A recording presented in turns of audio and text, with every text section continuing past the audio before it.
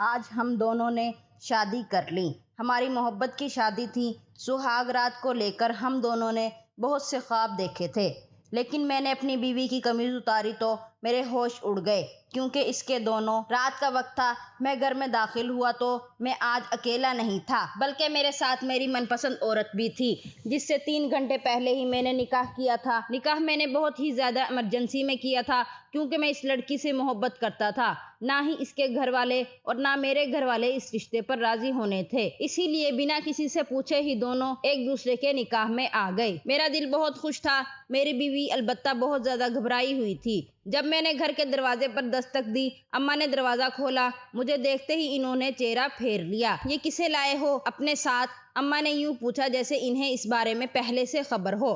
اماں، یہ میری بیوی ہے، میں نے اسے تھوڑی دیر پہلے ہی نکاح کیا ہے، لیکن آپ کو تو پتہ ہے کہ یہ مغل خاندان سے ہے اور ہماری آپس میں دشمنی ہے، بس اسی وجہ سے میں اسے بیاہ کر گھر ہی لے آیا۔ میں جانتا تھا آپ رشتہ لے کر نہیں جائیں گی۔ یہ بات سن کر اماں نے اپنے کانوں کو ہاتھ لگایا۔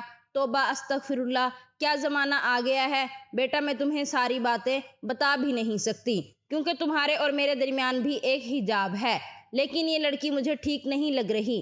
خیر، اب تم نے شادی کر لی ہے، نکاح کر لیا ہے، میرا تو دل چاہتا ہے کہ میں خود کو پھندے سے لٹکا دوں۔ تم نے میرے ساتھ بے وفائی کی ہے۔ اماں، یہ کیسی باتیں کر رہی ہیں؟ بھلا اولاد اپنے ماں باپ سے اور خاص کر بیٹا اپنی ماں سے کیسے بے وفائی کر سکتا ہے؟ میں ہمیشہ تمہارا غلام رہوں گا، تم جو حکم کرو گی میں وہی کروں گا، لیکن یہ لڑکی میری محبت ہے اور میں اسے زندگی بھر چھوڑ نہیں سکتا، بس اس کے علاوہ جو کہو گی میں مانوں گا۔ میں نے اماں کو بڑی محبت سے سمجھایا تھا، مگر میری بات سمجھنے والی کہاں تھیں۔ اماں نے رونا پیٹنا شروع کر دیا۔ اماں کے روتے پیٹتے ہی ابا بھی اپنے کمرے سے باہر آ گئے۔ انہوں نے جب دیکھا میرے ساتھ کھڑی لڑکی کو، دیکھ کر ابا کی آنکھیں پھیل گئی تھی، جیسے وہ اسے پہلے سے جانتے ہوں۔ اس سے پہلے کہ ابا میری طرف آگے بڑھتے، اماں نے انہیں روک لیا۔ جانے دو اسے، اب یہ جوان ہو گیا ہے، ہماری باتوں میں کہاں آتا ہے، بس اسے اپنی منمانی کرنے دو۔ کر لی ہے شادی تو اب ہم کیا کر سکتے ہیں؟ ابا کی آنکھوں میں عجیب سی بے چینی تھی، جیسے وہ ابھی ہم دونوں کو مار ڈالیں گے۔ حالانکہ میرے ابا اس معاملے میں اتنے سخت نہیں تھے جتنی کہ میری والدہ تھیں، لیکن پھر بھی اب ابا کا رویہ میری سمجھ سے باہر تھا۔ ابا مجھے یوں دیکھ رہے تھے جیسے میں نے دنیا کا سب سے بڑا جرم کر دیا ہو۔ مجھے کوئی بات سمجھ میں نہیں آ رہی تھی۔ اس وقت تو مجھے صرف یہی لگا تھا کہ میرے اماں ابا کو میرا یہ دشمن خاندان میں شادی کرنا اچھا نہیں لگا، پر یہ تو میں جانتا ہی نہیں تھا، نہ میرے فرشتوں تک کو خبر تھی کہ میرے پیٹھ پیچھے کیا چل رہا ہے۔ مطمئن ہو گیا تھا اپنی طرف سے، مجھے لگا کہ میں نے ابا کی نافرمانی کر دی ہے، لیکن کوئی بات نہیں، کچھ عرصے میں وہ ٹھیک ہو جائیں گے اور ہماری زندگیاں پہلے جیسی ہو جائیں گی۔ میں کمرے میں آیا تو میری بیوی ڈری ہوئی کھڑی تھی۔ میں نے اس کے کاندھے پر ہاتھ رکھا تو وہ چونک کے پیچھے ہٹی، جیسے میرے وجود سے بھی خوف آ رہا ہو۔ یہ وہی لاریب تھی جسے میں گھر لایا تھا، تو وہ خوش تھی کہ ہم ایک نئی زندگی کا آغاز کریں گے۔ اب اس کے چہرے پر بے پناہ گھبراہٹ اور آنکھوں میں آنسو تھے۔ کیا ہوا ہے لاریب؟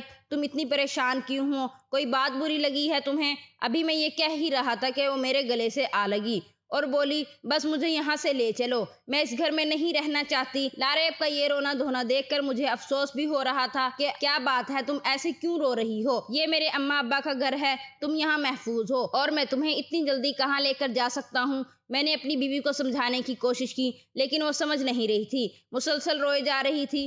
کہنے لگی کہ میں تو یہاں پر اپنے بچے پیدا کرتے کرتے ہی مر جاؤں گی۔ کیوں بھائی، ایسا کیا ہو گیا ہے کہ تم یہاں پر آتے ہی اپنی اولاد کے بارے میں سوچنے لگی ہو؟ ابھی فی الحال ہمارے بارے میں سوچو، ہم نے آگے ایک ساتھ زندگی گزارنی ہے، اگر تم ابھی سے بچوں کی فکر میں پڑ جاؤ گی تو کیا ہوگا؟ میں اپنی بیوی کو تسلی دینے لگا، لیکن وہ روئے جا رہی تھی، اتنی زیادہ گھبرائی ہوئی تھی کہ اب مجھے لگنے لگا جیسے اسے اس گھر میں کوئی جن بھوت نظر آ گیا ہو۔ وہ میرے بابا کے بارے میں پوچھنے لگی، بولی کہ وہ تمہارے ابا ہیں، کیا کرتے ہیں؟ میں اس کی ان باتوں سے حیران و پریشان ہو رہا تھا۔ سمجھ نہیں آئی کہ میری بیوی میرے ابا کے بارے میں اتنی معلومات کیوں لے رہی ہے۔ پھر اچانک سے اپنا موڈ اس نے ٹھیک کر لیا، چہرے پر ایک مسکراہٹ سجا کر بولی، اچھا چھوڑو، آج ہماری ایک ساتھ پہلی رات ہے، ہمیں ایسی باتیں نہیں کرنی چاہیے، میری بیوی کے چہرے پر کچھ عجیب سے تاثرات تھے جنہیں میں نہ پڑھ سکا۔ اس دن بھی اپنی زندگی میں داخل ہونے والی خوبصورتی کو میں محسوس ہی نہیں کر سکا تھا، کیونکہ لاریب کے چہرے پر گھبراہٹ تھی، عجیب سے تاثرات۔ صبح فجر کے وقت ہی وہ اٹھ کھڑی ہوئی تھی، کہنے لگی کہ مجھے کچن میں جانا ہے، میں تمہارے لیے کچھ بنا کر لاتی ہوں۔ میں نے کہا تمہیں اتنی جلدی کیا ہے کچن میں جانے کی؟ ان سارے کاموں کے لیے پوری زندگی پڑی ہے، جب مجھے بھوک لگے گی، دل چاہے گا کھانے کا تو میں تمہیں بتا دوں گا۔ میری بیوی مایوس ہو کر بیٹھ گئی تھی، جیسے اسے کوئی پریشانی ہو رہی ہو۔ نہیں، ایسی تو کوئی بات نہیں، بس میں تمہاری فکر کر رہی تھی، میری بیوی نے ہچکچاتے ہوئے کہا، اور پھر واپس آ کر بیٹھ گئی۔ تھوڑی دیر کے بعد اماں نے کمرے کے دروازے پر دستک دی۔ آؤ بیٹا، آ کر ناشتہ کر لو۔ اماں نے میری بیوی کو مخاطب نہیں کیا تھا، پر میں نے اس کا ہاتھ پکڑا اور کہا، تم بھی میرے ساتھ چلو، اب تم میرے وجود کا حصہ ہو، میں تمہیں کسی کے سامنے اس طرح رسوا ہوتے نہیں دیکھ سکتا۔ تم میری زندگی ہو، میری ذمہ داری ہو، جہاں میں جاؤں گا وہاں تم بھی میرے ساتھ چلو گی۔ میری بیوی میرے اس اظہار محبت سے خوش بھی ہو گئی تھی، کہنے لگی کہ ٹھیک ہے، لیکن آپ مجھے اپنے ابا کے سامنے کوئی اظہار محبت نہ کیجیے گا۔ میں بالکل بھی نہیں چاہوں گی کہ آپ کے گھر میں میری وجہ سے لڑائی جھگڑے ہوں۔ میں نے اس سے وعدہ کر لیا کہ ایسا میں ہرگز نہیں کروں گا۔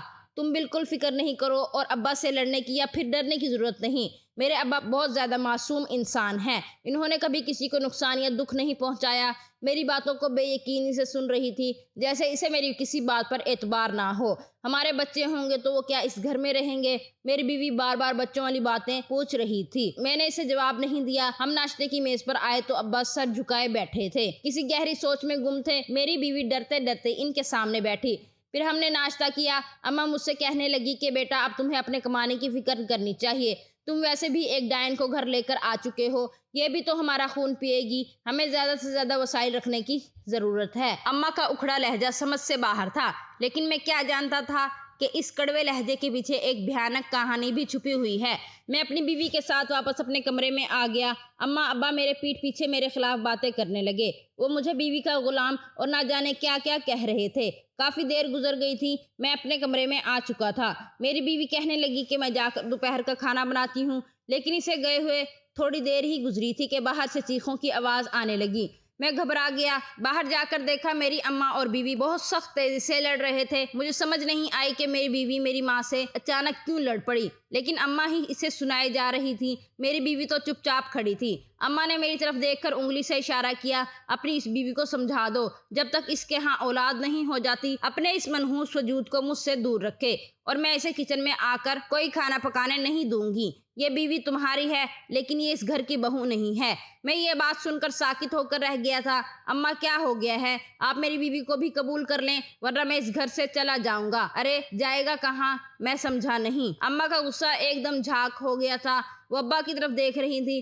ابا اشاروں میں اماں کو کچھ سمجھا رہے تھے جو مجھے بالکل سمجھ نہیں آیا۔ میرے آتے ہی اماں ابا چپ ہو گئے تھے۔ میری اماں میری بیوی کی طرف دیکھ رہی تھی اور بولی، میں اسے لے جاؤں؟ ابھی نئی نویلی دلہن ہے، یہ اس گھر میں کھانا نہیں پکا سکتی، اگر پکائے گی تو ہم تو نہیں کھائیں گے۔ تمہیں تو شکر ادا کرنا چاہیے کہ تمہاری ماں تمہیں پکا ہوا کھانا میز پر لا کر دیتی ہے۔ کیا تمہیں اپنی بیوی کے ہاتھ کا کھانا کھانے کا اتنا شوق ہے؟ اگر ایسا ہی ہے تو تم اسے الگ کچن لے کر دے دو۔ میں نے اماں کی باتیں سن کر اپنی بیوی سے کہہ دیا، تم اپنے کمرے میں جاؤ، اماں سے آئندہ بحث نہیں کرنا۔ ابا بھی وہاں سے چلے گئے۔ اماں نے مجھے اپنے پاس بٹھا لیا، جبکہ لاریب اپنے کمرے میں چلی گئی تھی۔ نہ جانے کیوں ابا بھی وہاں سے فوراً ہی غائب ہوئے تھے۔ جیسے ہی لاریب اپنے کمرے میں گئی تو میں بھی اس کے پیچھے پیچھے آنا چاہتا تھا، لیکن اماں نے مجھے روک لیا۔ میں وہیں پر بیٹھا رہ گیا۔ کیا بات ہے اماں، آج آپ کو اپنے بیٹے پر زیادہ ہی پیار آ رہا ہے؟ میرے پوچھنے پر اماں کہنے لگی کہ ہاں، آج اتنے دنوں کے بعد میں نے تمہاری صورت دیکھی ہے۔ اماں بہت زیادہ گلے شکوے کر رہی تھی۔ آدھے گھنٹے کے بعد انہوں نے مجھ سے کہا، چلو اب جاؤ اپنے کمرے میں۔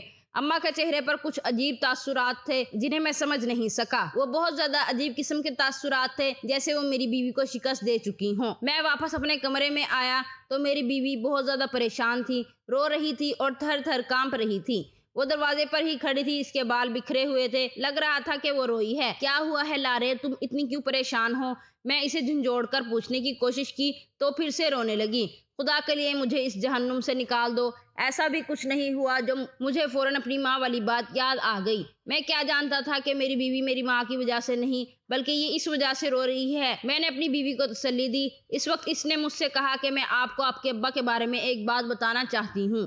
मेरा पूरा वजूद कांप गया था। मैंने कहा, तुम मुझे मेरे अब्बा के बारे में जो भी बात बताओगी मैं सुनूंगा। इन शोहरों में से नहीं हूँ जो अपने घर के खिलाफ एक भी बात बर्दाश्त नहीं करता। लारेब ने ये बात कही थी। अब मुझे लगता था जैसे वो मुझसे कुछ छुपाना नहीं चाहती, हर बात साफ साफ बताना चाहती है। आपको पता है आपके अब्बा ने दाढ़ी तो रखी हुई है लेकिन वो नमाज नहीं पढ़ते। मेरी बीवी अभी बात कर ही रही थी कि मेरी अम्मा धड़म से कमरे के अंदर दाखिल हो गई। अरे बीबी, मेरे शोहर के बारे में क्यों बातें करके अपना और मेरे बेटे का दिमाग खराब कर रही हो? तुम्हें तो पता ही है कि वो कितने नेक इंसान हैं और तुम मेरे बेटे को भड़का रही हो। तुम्हें शर्म नहीं आई? हमने तुम्हें घर में पनाह दी हुई है और तुम हो के हमारी ही जड़ें काट रही हो। अम्मा की बात सुनकर मेरी बीवी खामोश हो गई थी। मैं भी साकित था कि अम्मा ना जाने कब से दरवाजे के पीछे छुपी हमारी ये बातें सुन रही थी। कम से कम इन्हें ऐसी गिरी हुई हरकत नहीं करनी चाहिए थी। हमारी बातें सुन के इन्हें क्या मिला? मैं दिल में सोचने लगा। मुझे अपनी अम्मा की इस बात से बहुत नफरत हुई, लेकिन फिर अम्मा ने फौरन मेरी बीवी को मेरे कमरे से उठा दिया। बोली कि चलो, तुम मेरे बेटे को खराब कर रही हो, फिलहाल तुम यहाँ नहीं बैठो, अभी तुम हमारे घर की बहू नहीं बनी, फिर सब मेहमानों को बुलाकर तुम्हें अपनी बहू के तौर पर मुतारिफ करवाऊंगी, इसके बाद ही तुम ऐसी बातें कर सकती हो। ना चाहते हुए भी अम्मा ने मेरी बीवी को मेरे कमरे से उठाया और इसे दूसरे कमरे में ले गई। मैं बेचैन हो गया था। मैं अपने ही घर में अपनी बीवी की हिफाजत नहीं कर सकता, इसे अपने साथ नहीं रख सकता। मैंने तो इससे निकाह किया है। दिल यही सोच सोच कर बैठ रहा था। अम्मा थी, इन्हें मैं कुछ कह भी नहीं सकता था। मेरी बीवी का फोन मेरे कमरे में रह गया था। अब मेरा और मेरी बीवी के दरमियान कोई राब्ता, कोई ताल्लुक नहीं था। मैं अपने कमरे में लेट गया था। मुझे नींद नहीं आ रही थी। बार बार मुझे अपनी बीवी की फिक्र हो रही थी। तभी मुझे ख्याल आया कि आखिर अम्मा ने मेरी बीवी को कहाँ रखा होगा। अपने कमरे में तो नहीं रख सकती क्योंकि वहाँ अब्बा होते हैं। यकीनन इन्होंने इसे किसी दूसरे मेहमान खाने में रखा होगा। मैं जाकर देखता हूँ। पर हैरत की बात तो ये थी कि मैंने अपनी बीवी को हर जगह देखा मगर वो मुझे कहीं नजर नहीं आई थी। मुझे अब परेशानी होने लगी, कहीं अम्मा ने इसे घर से बाहर तो नहीं निकाल दिया। मैंने जाकर घर का एक एक दरवाजा चेक कर लिया लेकिन वो कहीं नजर नहीं आई थी और बाहर भी नहीं गई थी क्योंकि घर का दरवाजा अंदर से बंद था। घर के बाहर भी कोई नहीं गया था। अगर ऐसी बात होती तो वो घर के बाहर बैठ जाती और कम से कम कोई ना कोई ऐसी हरकत जरूर करती जिससे मुझे पता लग जाता कि अम्मा ने इसे घर से निकाल दिया है। मैं फजर की नमाज के बाद वापस कमरे से बाहर आ गया। मैं अपनी बीवी ही को ढूंढ रहा था कि तभी मुझे छत पर आने वाली आवाजों की तरफ तवज्जो हुई। मैं धीरे धीरे सीढ़ियां चढ़ता हुआ ऊपर गया तो देखा वहां पर अब्बा खड़े हैं। अब्बा ने अपने सामने लगी तार पर एक बड़ी सी चादर फेंक दी और बोले, खबरदार बेटा, मेरी तरफ मत देखना और तुम्हें अपनी माँ की कसम है आइंदा अगर तुम्हें इस तरह मेरे सामने आए तो अच्छा नहीं होगा। मुझे अब्बा की ये हरकत इतनी अजीब लगी कि मैं बता नहीं सकता। मैंने तो देखा भी नहीं था कि सामने है क्या, लेकिन अब्बा ने जिस तरीके से खुद को ढांपा तो अजीब सा लगा। मैं अब्बा की बात मानकर नीचे कमरे में आ गया। अम्मा के कमरे में गया। इनके कमरे के दरवाजे पर दस्तक दी। अम्मा ने दरवाजा खोला। लाल आंखों के साथ मुझे देखने लगी। क्या बात है बेटा, एक रात भी सब्र नहीं होता? तुम्हारी बीवी अभी गहरी नींद सो रही है, अम्मा ने मुझे लारेब की तरफ इशारा करके दिखाते हुए कहा था। मैं हैरान था कि वो इतनी गहरी नींद कैसे सो गई, वो भी इतने शोर शराबे में। मैंने इसे आवाज दी लेकिन इसने मेरी आवाज का कोई भी जवाब नहीं दिया। लारेब इतनी गहरी नींद तो कभी नहीं सोती थी। मुझे अपनी बीवी की भी ये बात अजीब लगी थी। इसे मेरे बगैर नींद कैसे आएगी, ये सोचकर मैं वापस अपने कमरे में चला गया। अम्मा ने पीछे से दरवाजे को फिर से कुंडी लगा दी। वापस आकर मैं इन अजीबोगरीब वाकयात के बारे में सोचने लगा, लेकिन मुझे ज्यादा सोचने का मौका नहीं मिला। सुबह हुई तो अम्मा मेरे पास आई और कहने लगी, देखो बेटा, मैं तुम्हें एक बात सीधी और साफ करके बताना चाहती हूँ।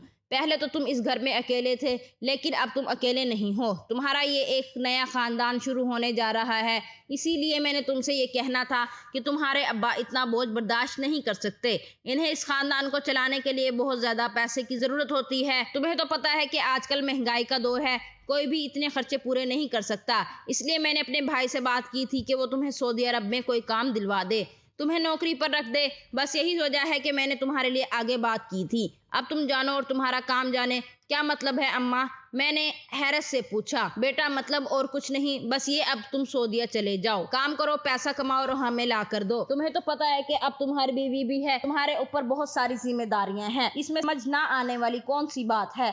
अम्मा ने तो ये बात कहकर मुझे इतना हैरान कर दिया कि मैं समझ ही नहीं सका। अम्मा मुझे लारेब से दूर भेजना चाहती हैं। मैं तो इसे अम्मा का खलूस समझा था, लेकिन मुझे ये बात समझ आने लगी थी कि अम्मा मुझे इस घर से दूर भेजना चाहती हैं। میں نے اپنی بیوی کے ساتھ جو وقت گزارا وہ بہت یادگار تھا۔ اماں نے مجھے اپنی قسم دی اور کہا اب تمہیں گھر سے باہر نکلنا پڑے گا، کب تک بیوی کا پلو تھام کر بیٹھے رہو گے؟ تمہیں پیسے کمانے کے لیے باہر جانے کی ضرورت ہے۔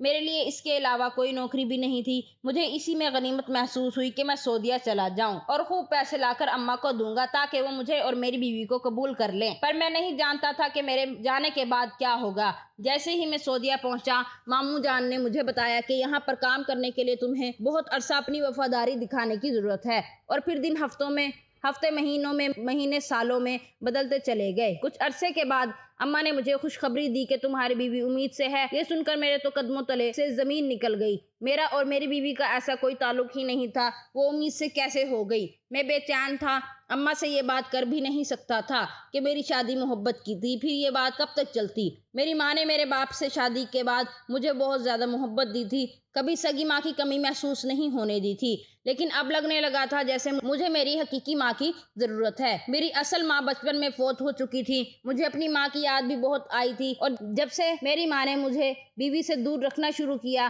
تب سے تو مجھے یہ بات اور بھی زیادہ محسوس ہونے لگی تھی کہ میں اس دنیا میں بہت اکیلا ہوں۔ اسی طرح وقت گزرتا گیا۔ اماں مجھے یہی کہتی، تمہاری بیوی امید سے تو ہے لیکن ابھی تک بچہ پیدا نہیں ہوا۔ کرتے کرتے سالوں گزر گئے۔ میں سعودیہ آ کر نئی مشکلات کا شکار ہو گیا۔ ماموں جان نے مجھے غیر قانونی طریقے سے بلایا تھا، اور غیر قانونی طریقے سے سعودیہ آنے کی وجہ سے مجھے قانون کی نظروں میں آنے سے بچنا تھا۔ کرتے کرتے سالوں گزر گئے۔ جب مجھے اپنے گھر کی یاد آنے لگی، میں نے اپنی ماں سے کہا میں اپنے گھر واپس آنا چاہتا ہوں۔ انہوں نے کہا ابھی آنے کی کوئی ضرورت نہیں، ابھی تو تمہاری بیوی کا بچہ بھی پیدا نہیں ہوا۔ میں حیران تھا کہ اگر میری بیوی امید سے تھی تو اسے 9 مہینے بعد بچہ پیدا کر دینا چاہیے تھا۔